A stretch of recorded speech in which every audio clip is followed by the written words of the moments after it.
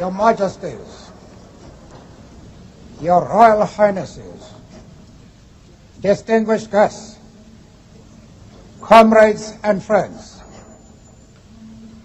today all us do, by our presence here and by our celebrations in other parts of our country and the world, confer glory and hope to newborn liberty.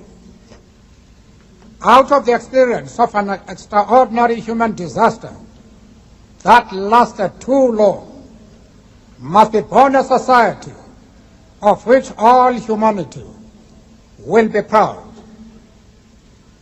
Our daily deeds as ordinary South Africans must produce an actual South African reality that will reinforce humanity's belief in justice, strengthen its confidence in the nobility of the human soul, and sustain all our hopes for a glorious life for all. All this we owe both to ourselves and to the peoples of the world who are so well represented here today. To my compatriots,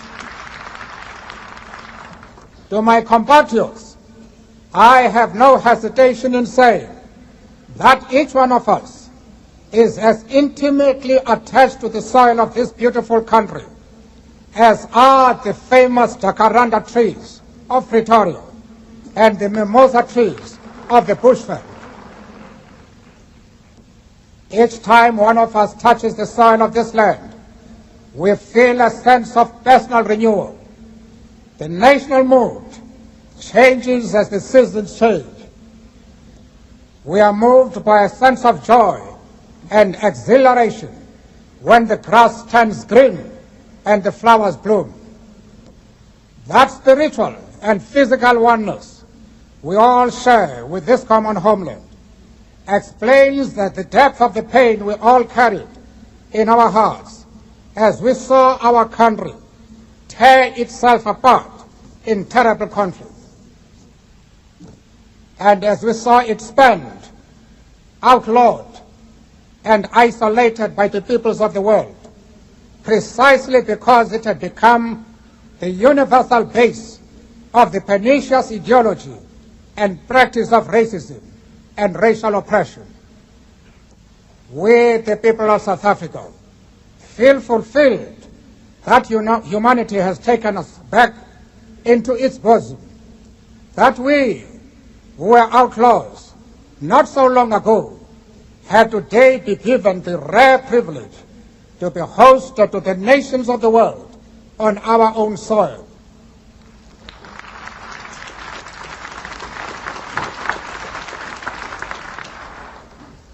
We thank all our distinguished international guests for having come to take possession with the people of our country what is, after all, a common victory for justice, for peace, for human dignity.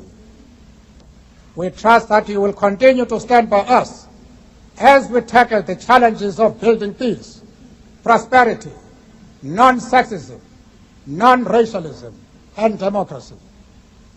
We deeply appreciate the role that the masses of our people and their political, mass democratic, religious, women, youth, business, traditional and other leaders have played to bring about this conclusion.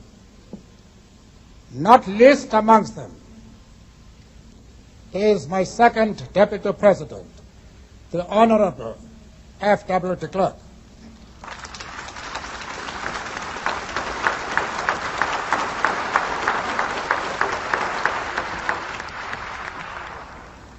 We would also like to pay tribute to our security forces in all their ranks for the distinguished role they have played in securing our first democratic elections and the transition to democracy from bloodthirsty forces which still refuse to see the light.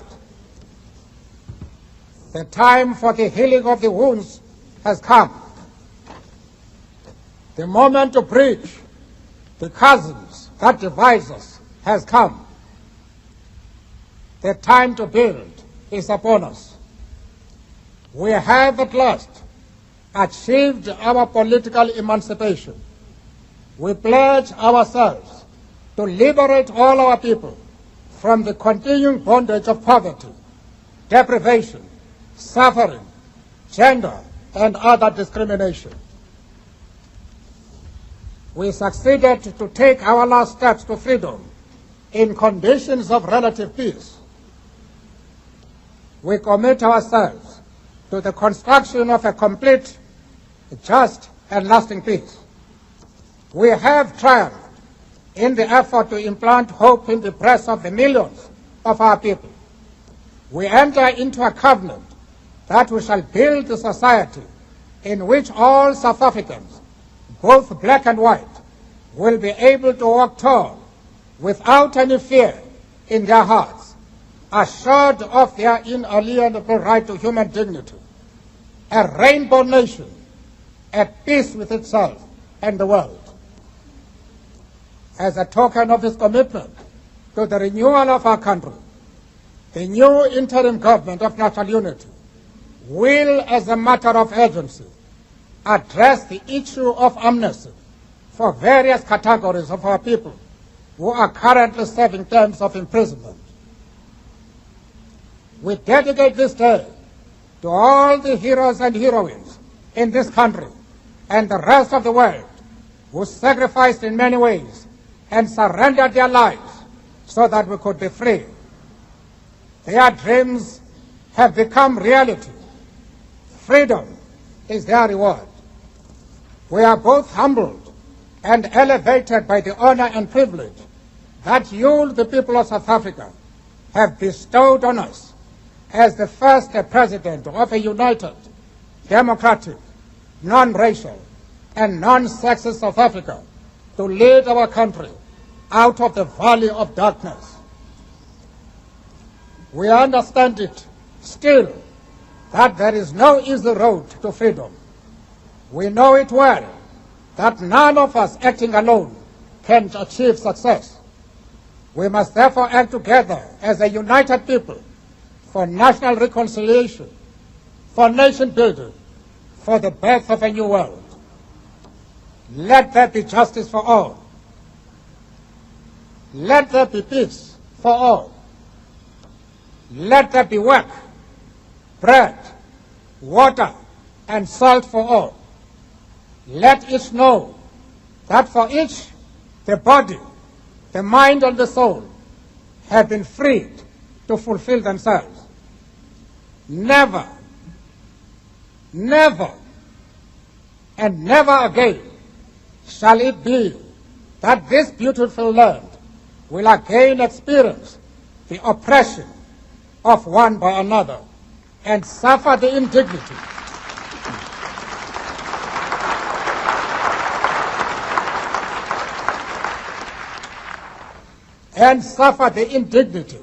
of being the skunk of the world. The sun shall never set on so glorious a human achievement. Let freedom reign. God bless Africa. I thank you.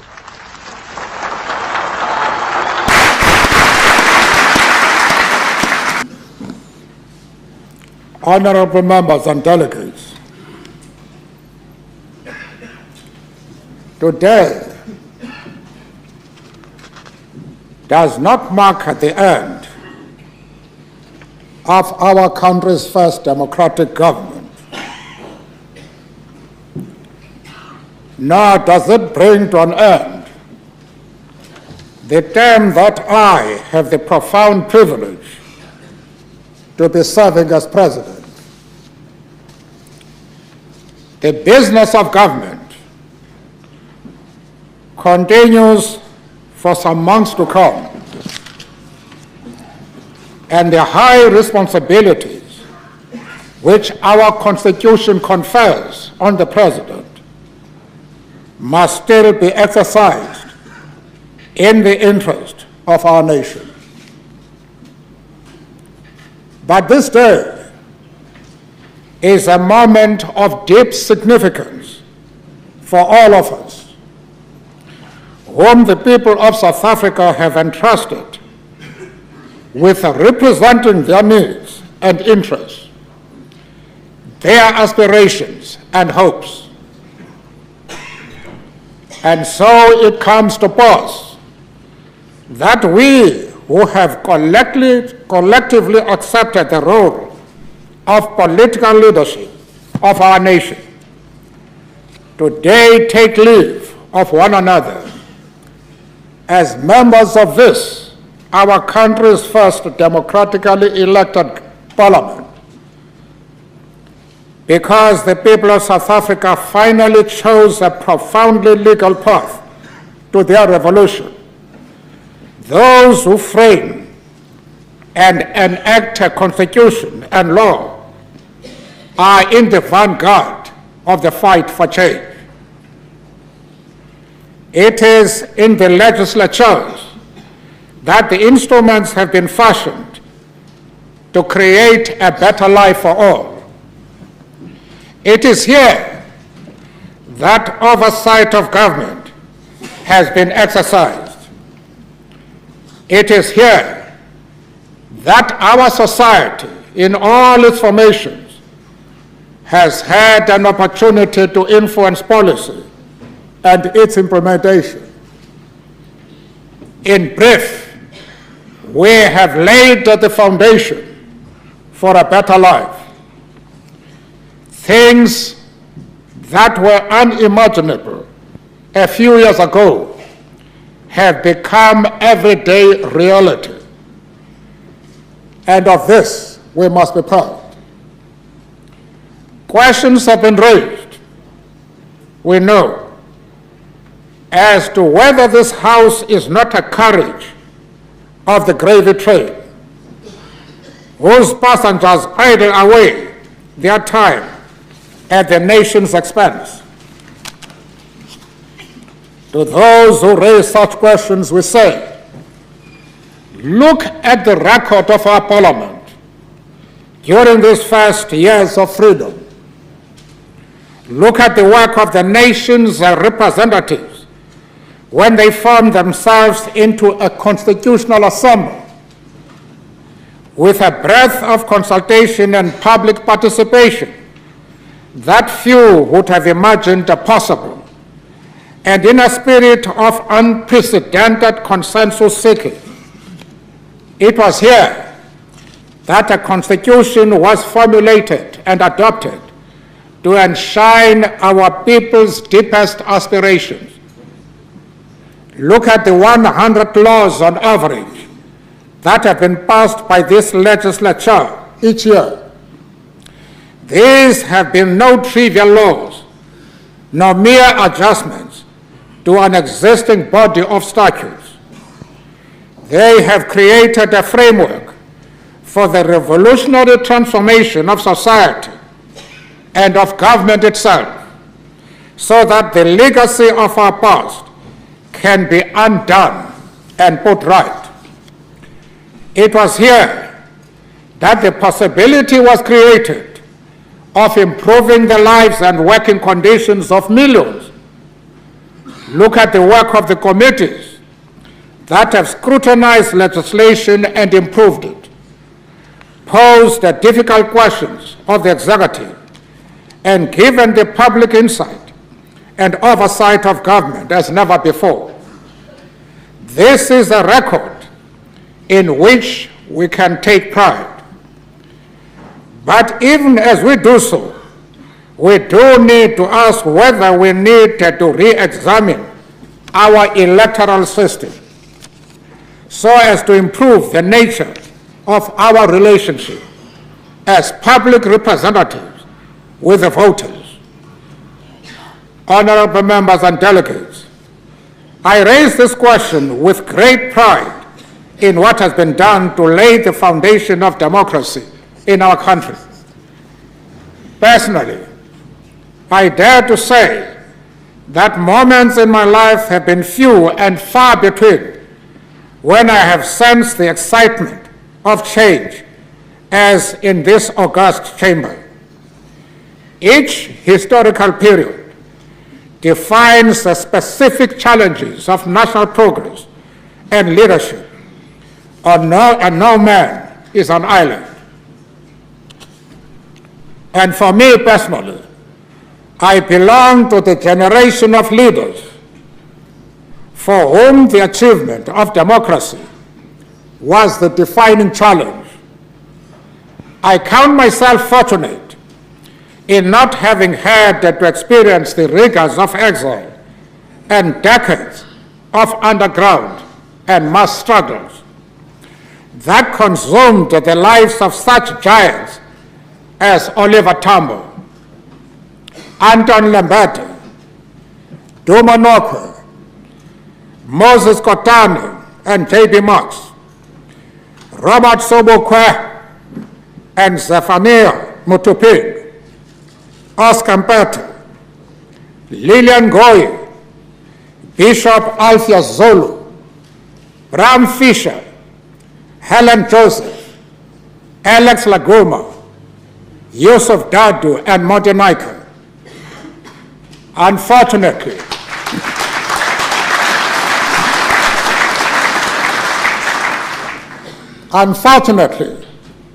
Steve Biko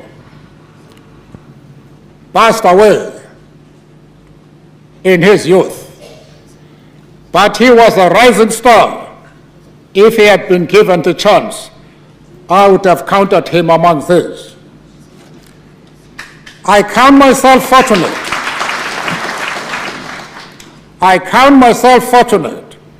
that among that generation, history permitted me to take part in South Africa's transition from that period into the new era whose foundation we have been laying together.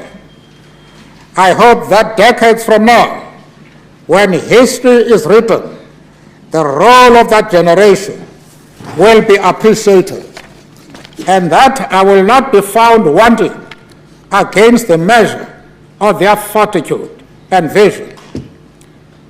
Indeed, Madam Speaker, I have noted with deep gratitude the generous praise that has often been given to me as an individual. But let me state this: to the extent that I have been able to achieve anything, I know that this is because I am the product of the people of South Africa.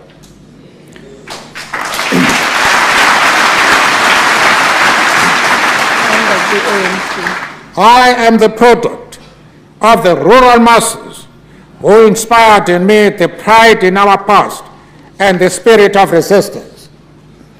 I am the product of the workers of South Africa who in the mines, factories, fields and offices of our country have pursued the principle that the interests of each are founded in the common interest of all. I am the product of South Africa's intelligentsia of every color, who have labored to give our society knowledge of itself and to fashion our people's aspirations into a reasonable dream. I am the product of South Africa's business people in industry and agriculture, commerce and finance, whose spirit of enterprise has helped turn our country's immense natural resources into the wealth of our nation. To the extent that I have been able to take our country forward to this new era, it is because I am the product of the people of the world who have cherished the vision of a better life for all people everywhere. They insisted in a spirit of self-sacrifice that that vision should be realized in South Africa too. They gave us hope because we knew by their solidarity that our ideas could not be silenced, since they were the ideas of humanity. I am the product of Africa and her long cherished dream of a rebirth that can now be realized so that all of our children may play in the sun. If I have been able to help her take our country a few steps towards democracy, non-racialism, and non-sexism, it is because I am a product of the African National Congress.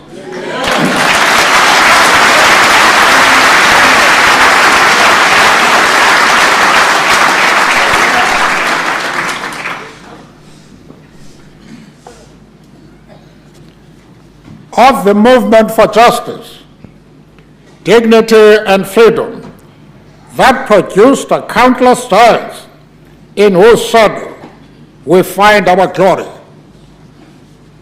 Madam Speaker, when, as will be the case in a few months, I once again become an ordinary citizen of our land, it shall be as one whose concerns and capacities are shaped by the people of our land. I will count myself as among the aged of our society, as one of the rural population, as one concerned for the children and youth of our country, and as a citizen of the world, committed, as long as I have the strength, to work for a better life for all people everywhere. And as I have always done, I will do what I can within the discipline of the broad movement for peace and democracy to which I belong. I will then count myself amongst the ordinary men and women whose well-being must in any country be the standard by which democratic government must be judged.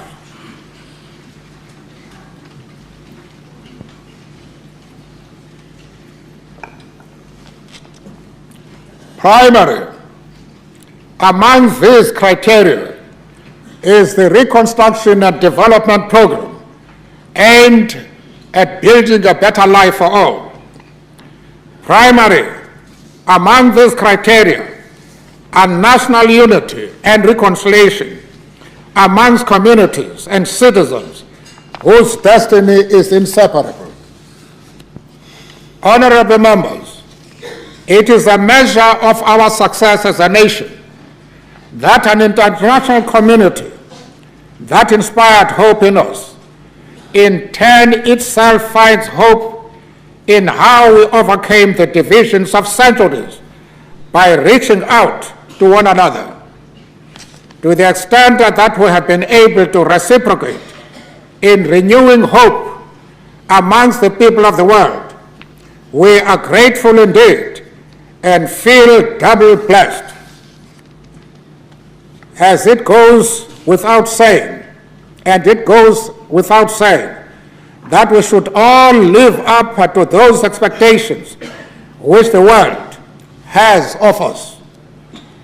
As I was reminded yet again on the visit which I have just made to the Netherlands and 4 Nordic countries, the world admires us for our success as a nation in rising to the challenges of our era. Those changes were to avoid the nightmare of debilitating racial war and bloodshed, and to reconcile our people on the basis that our overriding objective must be together to overcome the legacy of poverty, division, and inequity. To the extent that we have still to reconcile and heal our nation, to the extent that the consequences of apartheid still permeate our society and define the lives of millions of South Africans as lives of deprivation, those challenges are unchanged.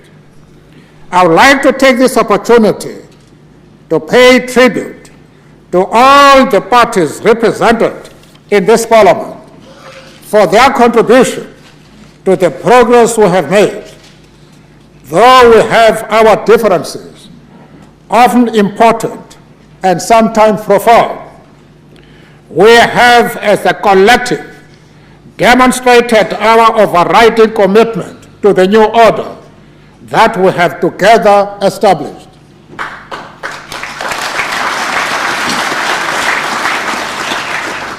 You have ensured that this Parliament is no rubber stamp in the hands of government, and you have given birth to a new democratic political culture. And so, in the spirit of that democracy, we are today taking leave of one another so that our parties can once again submit themselves to the judgment of the people. Many of us will return to the second democratic parliament. Others will not return to this hallowed institution, whether because of the electorate's judgment on our parties, or because of our own choice, or because of the imperatives of advanced age. For my part, I wish to say that it has been a profound privilege to be accountable to this Parliament. Though there is sadness in leave-taking, I am filled with contentment by the sounds of voices that I have heard in the many debates that I have attended in this National Assembly, in the Senate, and in its successor, the National Council of Provinces. The other day's debate on issues affecting Afrikaners and other communities was no exception. Among the principles which the liberation movement pursued from the beginning of negotiations is that out of any debate, we must emerge stronger and more united, and that there should be no winners or losers. Deputy President Thabo Mbeki, whom we all expect to be the President of South Africa, exemplifies this approach. Exemplifies this approach, which is critical to the unity of our country. I call on all to give their support to his leadership across all political parties. His and other voices are those of a new generation of leaders that are emerging in answer to new historical challenges. They are the voices of the good men and women who exist in all communities and in all parties, and who define themselves as leaders by their capacity to identify the issues that unite us as a nation. Together, we must continue our efforts to turn our hopes into reality. The long walk continues. Ndlela ntle, mo ilok, tsela tshweu.